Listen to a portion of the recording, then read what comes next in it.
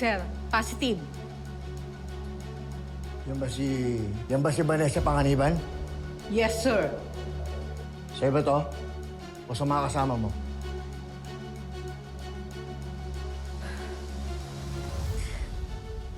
Sa akin, no. Abogada ka pa naman. Di mo ba lang na violation niya sa loob? Papatawan ka ng disciplinary measure para magtanda ka. Para hindi ka tularan ng iba. And I recommend na dalhin ka sa isolation room. Sir, wag niyo naman ako dalhin doon. Wala akong kasama doon eh. Ganyan talaga ang batas sa kulungan. Kapag nagkamali ka, ay magpapatawan ka ng parusa. Sir, wala naman akong sinaktan na tao. Tinawagan ko lang yung anak ko dahil na-disgrasya raw. Parang awa niyo na, sir. Maawa naman ho kayo sa akin. Sir, baka pwede niyo na pagbigyan. Kamakailan lang namatayan siya ng anak. Ayaw niya lang maulit yun. Sir, baka hindi niya kayanin dun. Nakakabaliw dun. Kaya nga tayo may patakaran dito para sundin. Walang special dito. Fuentes, labas mo yan. Sir, maawa naman ho kayo sa akin. No, kailangan ko lang makausap yung anak ko. Sir, ma'am, gusto ko lang makausap yung anak ko. May na-disgrasya daw eh. Ma'am, saan niyo ako na? Ma'am, sige naman ako. Maawa kayo sa akin, ma'am. Ayoko ho doon. Sige na ako. Sumama ka na. Sa akin. Sir! Sir! Ma'am, ayoko ako pumunta doon. Sir, maawa naman ho kayo sa akin. Gusto ko lang makausap yung anak ko. Na-disgrasya si Mikay. Ma'am! Yan, Mikay, ha? Kahit anong gusto mo, ibibigay sa'yo ni Lola. Basta magpagaling ka lang, okay? Anak, next time wag mo na ulitin yun, ha? Kung may kailangan ka, makisuyo ka nila kay Yaya. Kami ang bahala sa'yo, Mikay. If gusto mo ng mga laruan, I'll give you options. Diba? Tony, tama na, huy. Tamang sinasabi.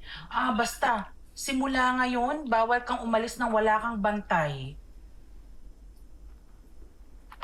Sige, attorney. Yes po, I'll let them know. Okay. Lexi, ito sa? Si attorney, nag-update sa nangyari sa presinto. Nahuli daw si Ate Vanessa, may phone sa jail. Ayun, dinala sa isolation room. Buti nga sa kanya. She deserves it. Alam mo, alam na nga niyang bawal eh. Sumusuway pa rin. Utak, kriminal, takip, babaeng yan eh. Parang sobrang harsh naman ng parusa na yon. Kailangan ko makausap si attorney. Titignan ko ano magagawa ko para makatulong. Marco, wala nang magagawa si attorney. Dahil yung mga tao sa presinto, sila na mismo nagde-decide kung anong mangyayari. She violated the rules, then let her suffer the consequences. Yeah, pero hindi natin pwedeng pabayaan si Vanessa. Ma'am, sige na ho. Hindi niyo po naiintindihan eh. Sumama ka na. Ito sa ulo mo, panganiban, ha? Wala akong kasama, ma'am. Hindi pwede. Sumama ka. Ma'am, sige na ho. Pakinggan niyo naman ako. Makasweeping to. Ma'am, wala akong kasama dyan eh. Hindi pwede. Ma'am, pakinggan niyo naman ako. Hindi ko naiintindihan. Gusto ko lang makausap yung anak ko.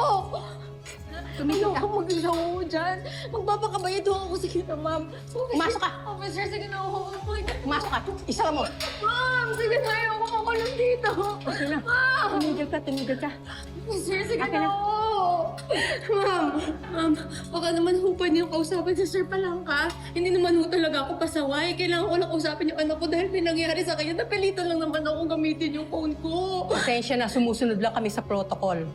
Ma'am, sige na ho. Ayoko dito. Mag-isa lang ako dito. Paano kung bibisitahin ako ng anak ko? Paano kung may emergency? Sige na ho. Sorry, ayoko rin gawin ito, ha? Napag-iinitan ka lang dahil may nagsumbong lang tungkol sa'yo. May nagsumbong? Sino? Hindi ikaw magdedesisyon para sa aming mag-ina. Ibalik mo yung phone. Di ba nasa kulungan ka? Bakit ka may cellphone? Gusto mo ba isumbong kita? Si Angel. Si Angel nagsumbong, no? Nang yung babaeng yan? Sana naman! Ayaw niya ako tantanan! Kaya ako nakulong dahil sa kanya! Ilabas niyo ako dito! Walang yung babaeng yan! Tumahimik ka na, panganiban.